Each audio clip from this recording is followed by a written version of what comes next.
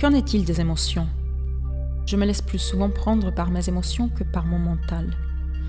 Dans les sens selon lesquels j'emploie les termes, le mental ne fait pas seulement référence à la pensée. Il comprend également vos émotions, ainsi que toutes les schèmes réactifs inconscients mettant en rapport pensée et émotion.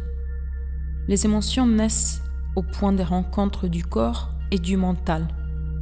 Une émotion est la réaction de votre corps à votre mental, ou encore le reflet de votre mental dans le corps. Par exemple, une pensée agressive ou hostile crée dans le corps une accumulation d'énergie que nous appelons colère. Le corps s'apprête à se battre. La pensée d'être menacé physiquement ou psychologiquement occasionne une contraction dans le corps. C'est l'aspect physique de ce que nous appelons la peur. Les recherches ont prouvé que les émotions fortes peuvent même modifier la biochimie du corps. Ces modifications biochimiques constituent l'aspect physique ou matériel de l'émotion. Bien sûr, vous n'êtes généralement pas conscient de tous vos schèmes de pensée et ce n'est souvent qu'en observant vos émotions que vous pouvez les amener à la conscience.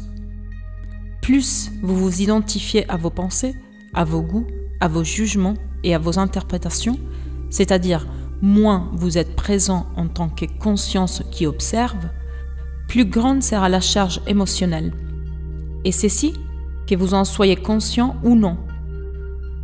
Si vous ne réussissez pas à ressentir vos émotions, si vous en êtes coupé, vous en ferez l'expérience sur un plan purement physique, sous la forme d'un problème ou d'un symptôme physique. Étant donné qu'on a écrit énormément sur ces sujets au cours des dernières années, nous n'avons pas besoin de nous y attarder.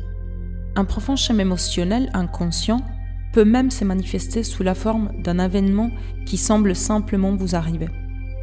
Par exemple, j'ai observé que les gens qui portent inconsciemment en eux une grande colère et qui ne l'expriment pas sont plus susceptibles de se faire attaquer verbalement ou physiquement par d'autres gens pleins de colère, souvent sans raison évidente. Il émane de ce premier une forte vibration de colère qui entre en résonance avec la colère d'autres personnes et qui la déclenche. Si vous avez de la difficulté à ressentir vos émotions, commencez par centrer votre attention sur les champs énergétiques de votre corps. Sentez votre corps de l'intérieur. Ceci vous mettra aussi en contact avec vos émotions. Nous explorerons cela plus en détail plus tard. Vous dites que l'émotion est la réaction corporelle du mental. Mais il existe parfois un conflit entre les deux. Le mental dit non, alors que l'émotion dit oui, ou vice-versa. Si vous voulez vraiment apprendre à connaître votre mental, observez l'émotion, ou mieux encore, ressentez-la dans votre corps, car celui-ci vous donnera toujours l'heure juste. Si apparemment il y a un conflit entre les deux, la pensée mentira, alors que l'émotion dira la vérité. Non pas la vérité ultime de votre essence, mais la vérité relative de votre état d'esprit à ces moments-là. Les conflits entre pensées superficielles et processus mentaux inconscients sont certes choses communes, mais si vous n'êtes pas encore capable de conscientiser l'activité mentale inconsciente sous la forme des pensées, celle-ci sera toujours reflétée dans le corps sous la forme d'une émotion. Et de cela, vous pouvez prendre conscience. Fondamentalement, on observe une émotion de la même façon qu'une pensée, comme je l'expliquais plus haut. La seule différence, c'est qu'une émotion est fortement reliée au physique et que vous la ressentirez principalement dans le corps, alors qu'une pensée se loge dans la tête. Vous pouvez alors permettre à l'émotion d'être là, sans être contrôlée par elle.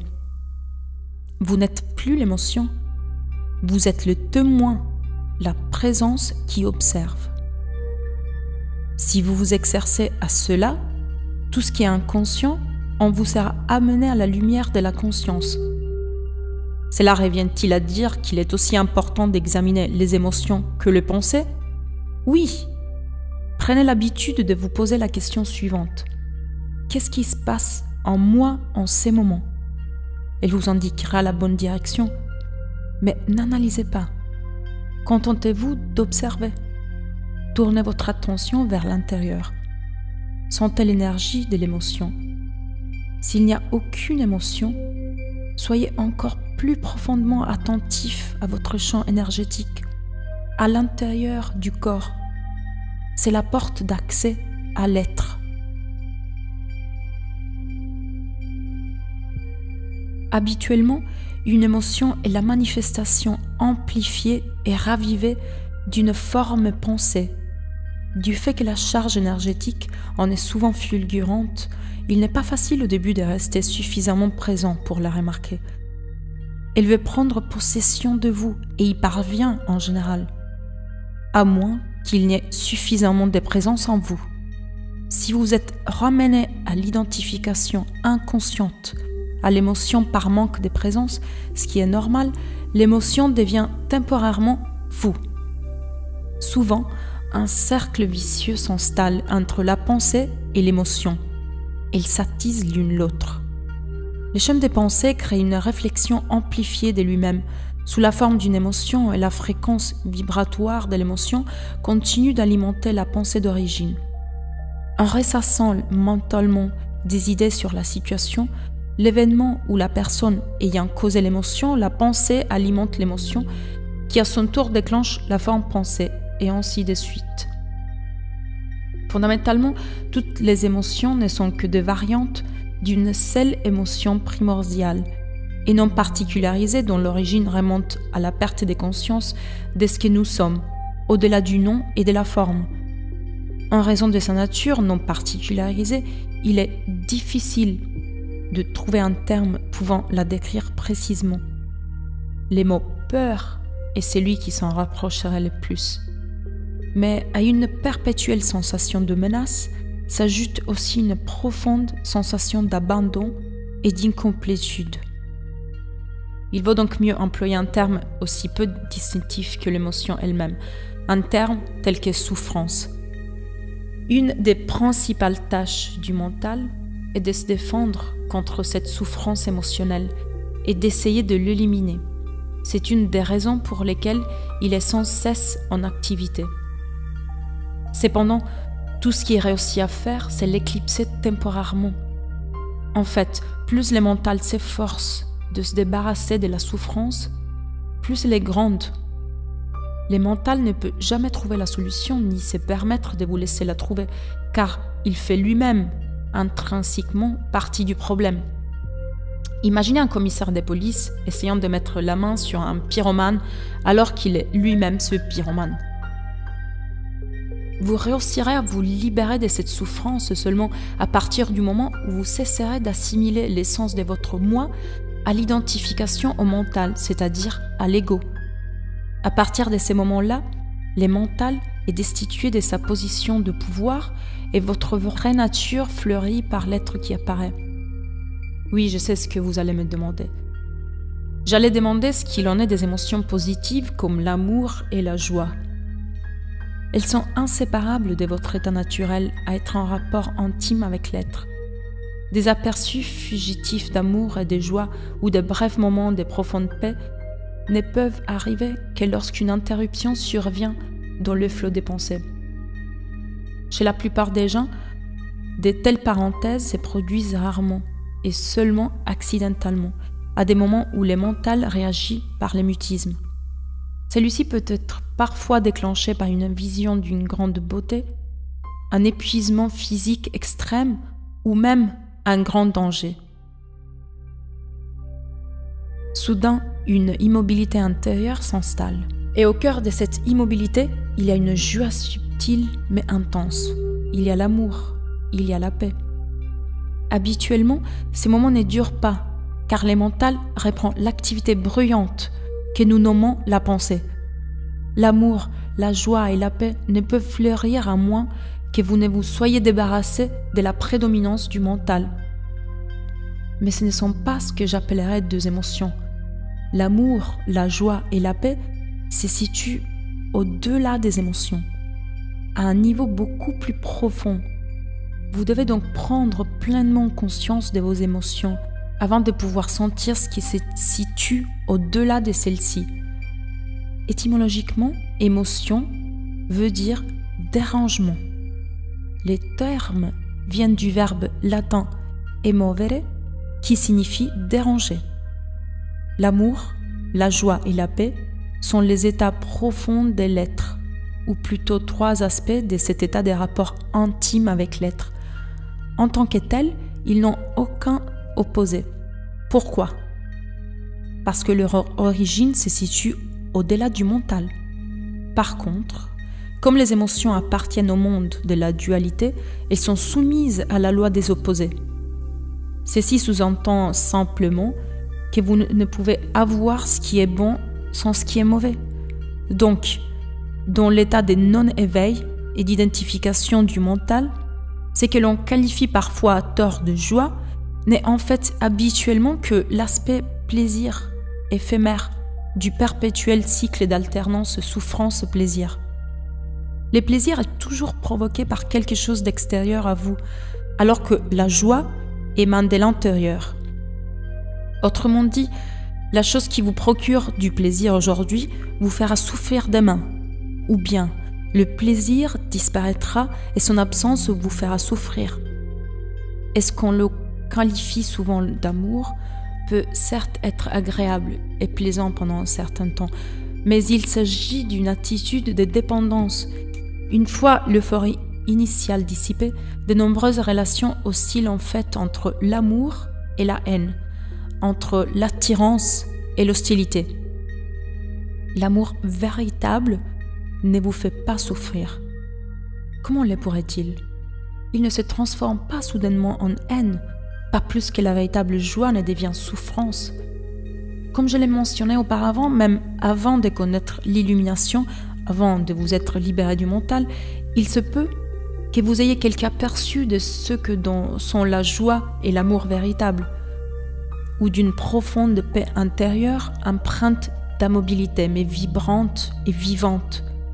Ce sont là des aspects de votre vraie nature, qui est en général masquée par les mentales.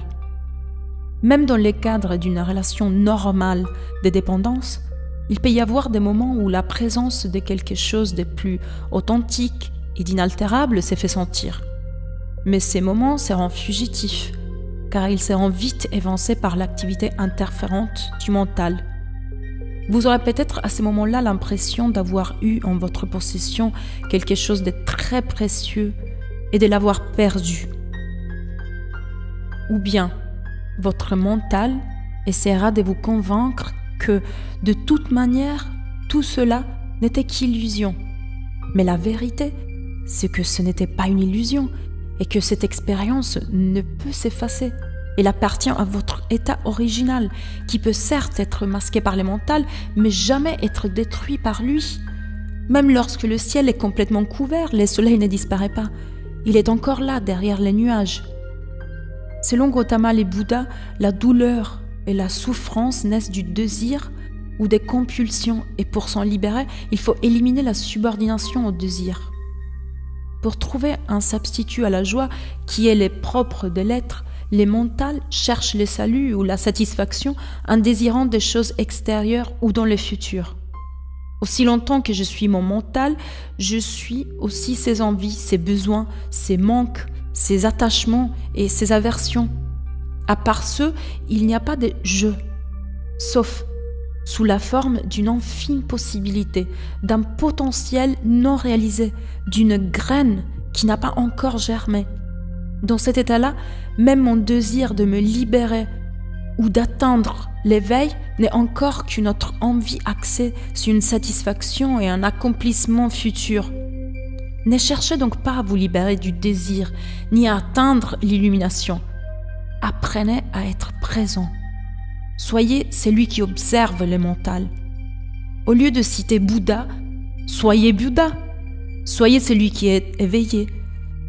C'est ce que le mot Bouddha veut dire, éveillé. Les humains sont en proie à la souffrance depuis toujours, depuis qu'ils sont sortis de l'état de grâce, qu'ils sont entrés dans les règnes du temporel et du mental et qu'ils ont perdu la conscience de l'être. Dès ces moments-là, ils ont commencé à se percevoir comme d'insignifiants fragments évoluant dans un monde étranger, coupé de la source et des autres. La douleur et la souffrance sont inévitables, tant et aussi longtemps que vous êtes identifié à votre mental, c'est-à-dire inconsciemment, spirituellement parlant. Je fais ici surtout référence à la souffrance émotionnelle, également la principale cause de la souffrance et des maladies corporelles. Les ressentiments, la haine, l'apitoiement sur soi, la culpabilité, la colère, la dépression, la jalousie ou même la plus petite irritation sont sans exception de formes de souffrance. Et tout plaisir ou toute exaltation émotionnelle comporte en eux le germe de la souffrance, leur inséparable opposé qui se manifestera à un moment donné. N'importe qui ayant déjà pris de la drogue pour décoller sait très bien que le planage se traduit forcément par un atterrissage, que le plaisir se transforme d'une manière ou d'une autre en souffrance. Beaucoup de gens savent aussi d'expérience avec quelle facilité et rapidité une relation intime peut devenir une source de souffrance après avoir été une source de plaisir.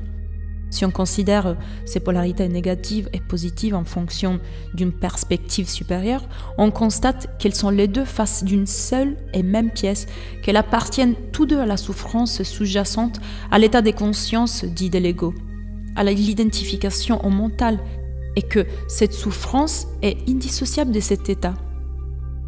Il existe deux types de souffrance. Celle que vous créez maintenant et la souffrance passée qui continue de vivre en vous, dans votre corps et dans votre esprit.